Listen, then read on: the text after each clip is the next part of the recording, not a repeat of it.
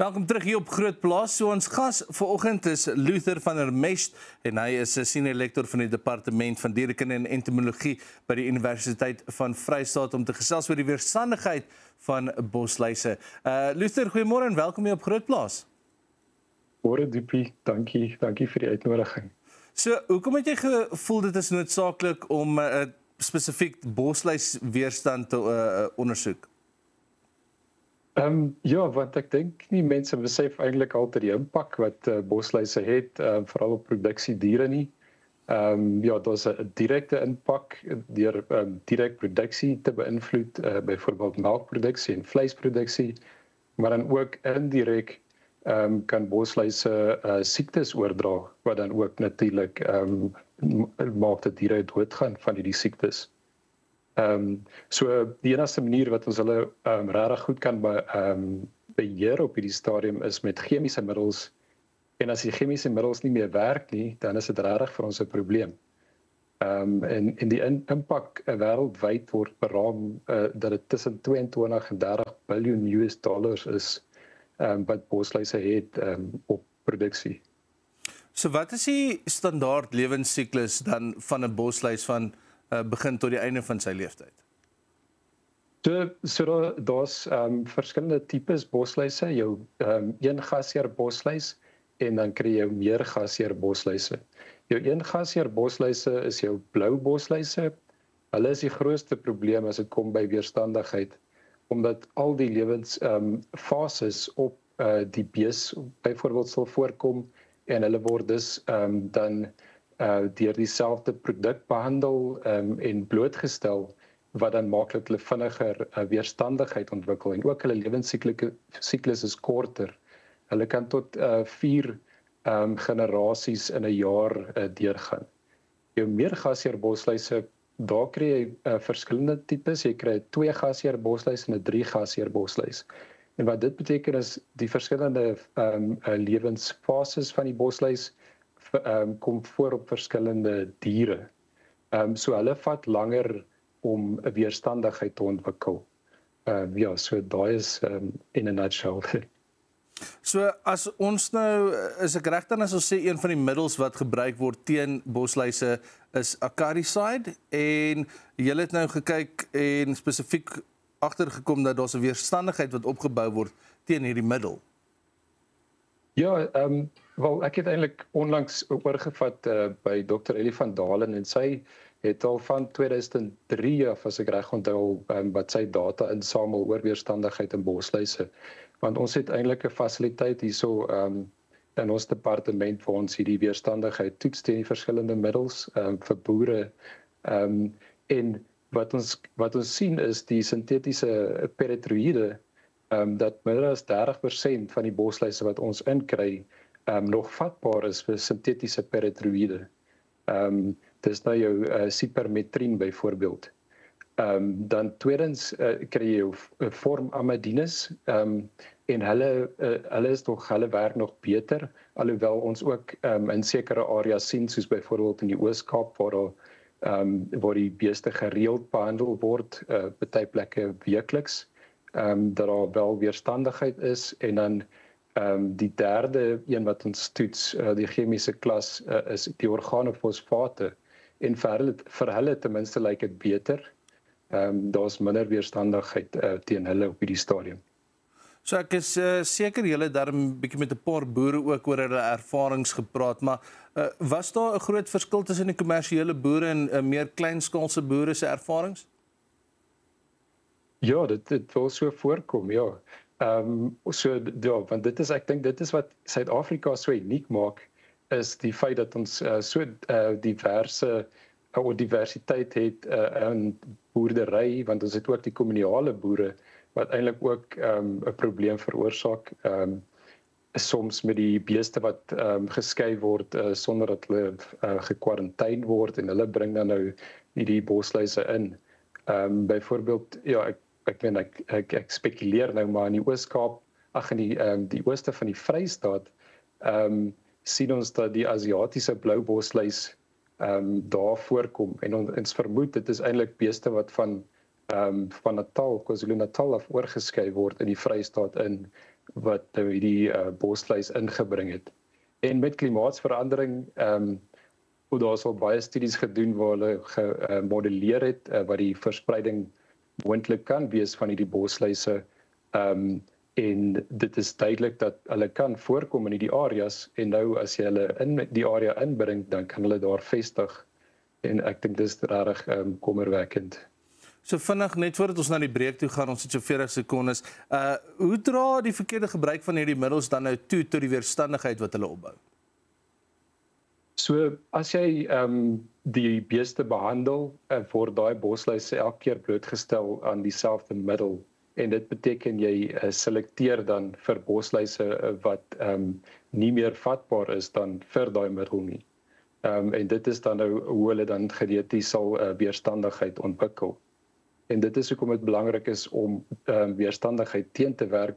Weerstandigheid gaan altyd ontwikkel, maar jy kan dit nog steeds maak teen 'n slakker pas ontwikkel. Luther, ons is nou weer terug by jou. Dis Luther van der Mest, hy's 'n senior lektor by die departement van dierekunde en entomologie by die Universiteit van Vrystaat oor die weerstandigheid van bosluise. Welkom terug hier op Groot Plaas. So as jy ingeskryf het vir die AgriSkills Transfer kompetisie, die beerskompetisie, dan skakel Vrydag 7 November in om te hoor of jy een van ons gelukkige wenners is. Onthou bees en fees geld. Ons gaan saam met ons vandag, waar teams is Luther van der Mest, hy's 'n senior lektor van die departement van entomologie en dierekunde by die Universiteit van Vrystaat. Ons gesels 'n bietjie oor weerstandigheid van bosluise teen chemiese produkte. So vertel ons 'n bietjie meer oor die 670 miljoen rand se ekonomiese verlies wat jy genoem het in jou laaste artikel. Ja, dit is 'n beraming wat gemaak is. Ongelukkig is daar nog nie offisieel enige data ingesaam in Suid-Afrika om hierdie te probeer bereken nie, maar daar is 'n beraming wat gemaak is net vir die impak in Suid-Afrika. Gegee dat Suid-Afrika meer as 12 miljoen beeste het, vermoed ek die impak is eintlik baie meer as dit. So dan neem ek aan dit is nogals 'n moeilike situasie vir die boere om in hulle eie diere te sien of daar weerstandigheid is wat opgebou is in die chemikalieë wat hulle gebruik.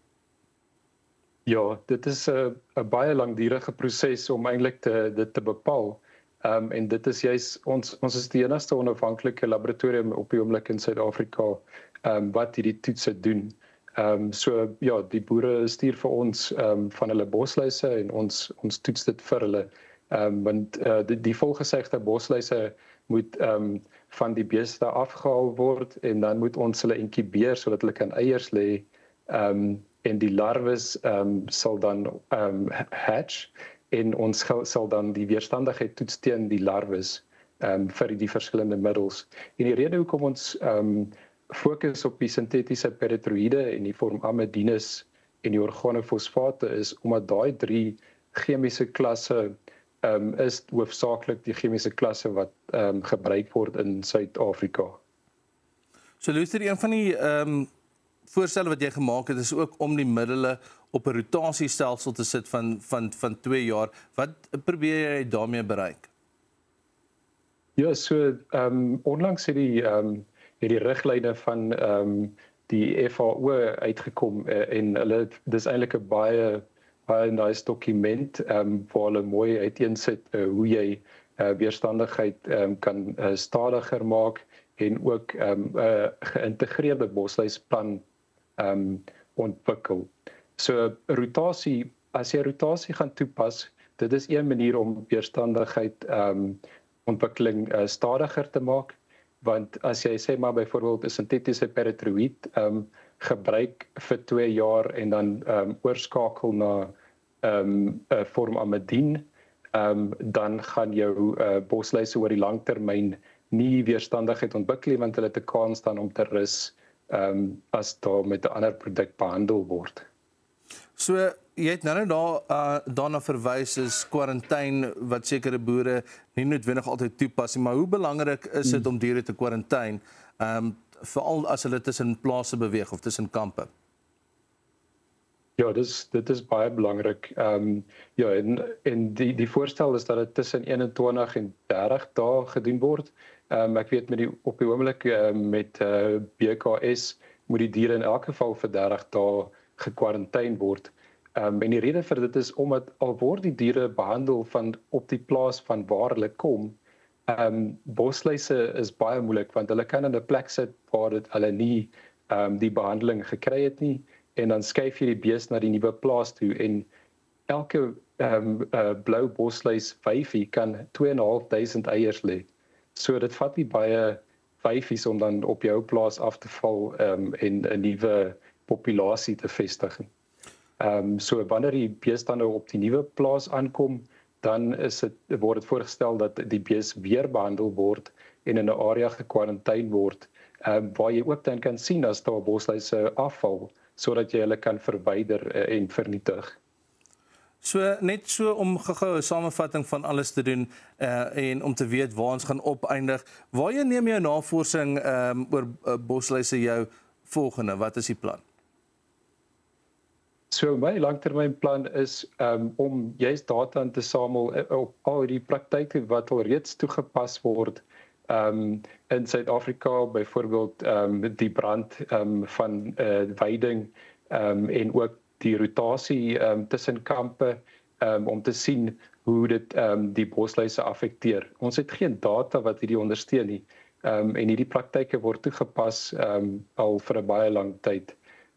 So dit sal great wees as ons regtig kan bepaal wat die tydperk moet wees van rotasie tussen kampe byvoorbeeld. En dan net ook om te kyk na weerstandigheid op 'n genetiese vlak. Want daar's nog baie min werk gedoen in daai opsig. Dit is my toekomstige planne. So net so voordat ons gaan, ons het weer so 30 sekondes. Wat het jou die meeste verras uit al die navorsing wat jy sover gedoen het? So, ek dink bosluise is my, hulle is regtig interessante organismes. Ek dink wat baie onlangs wat interessant was is wat ons in die Vrystaat sien ons al hoe meer die breinoor bosluis, Rhipicephalus appendiculatus, en dan ook die Asiatiese blou bosluis wat regtig kommerwekkend is vir boere in die Vrystaat, veral die middel na oos Vrystaat, want hierdie twee bosluise is baie belangrik in terme van veterinêre en ook ekonomiese impak vir die siektes wat hulle oordra. Luther, baie dankie vir jou tyd vanoggend. Dis Luther van der Mesch, senior lektor van die departement van dierkunde en entomologie by Universiteit van Vrystaat oor weerstandigheid van bosluise. Dis dit vir Groot Plaas vir vanoggend. Onthou om ons te follow op Facebook en dan kuier ons môreoggend weer saam.